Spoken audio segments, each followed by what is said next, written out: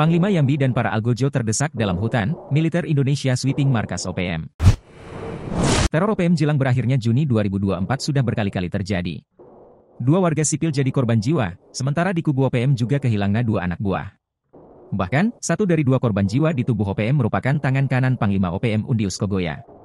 Meski sejumlah markas OPM di berbagai provinsi Papua sudah direbut, militer Indonesia tak mau berpuas diri. Terlebih, dalam waktu dekat, akan digelar pilkada yang tentunya menjadi atensi penting penegak hukum NKRI. Mengutip TNI, Mil, ID, pada Kamis, 20 Juni 2024, militer Indonesia dari Satuan TNI dan Polri menggelar sweeping ke tempat beroperasinya OPM. Lokasi yang dituju kali ini adalah Distrik Mulia, Kabupaten Puncak Jaya. Sudah 1 bulan TNI dan Polri mengacak-acak wilayah yang kerap jadi teror organisasi separatis tersebut. Di wilayah Distrik Mulia sendiri, OPM yang kerap beraksi bergerak di bawah perintah Yambi. Anggota OPM tersebut sering memasuki Kota Mulia Kabupaten Puncak Jaya dan singgah di Distrik Muara.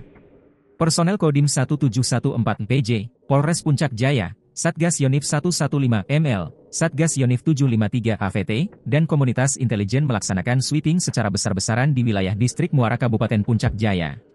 Dan Satgas Yonif 115 ML, Letkol Infantri Raden Herman Sasmita, mengungkapkan bahwa dirinya bersama seluruh Apkam Puncak Jaya bertekad untuk terus menjaga stabilitas keamanan Kabupaten Puncak Jaya.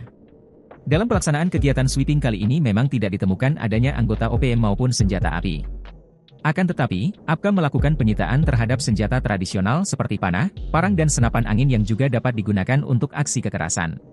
Mengingat adanya kejadian perampokan dan perampasan juga dilakukan dengan menggunakan senjata tradisional.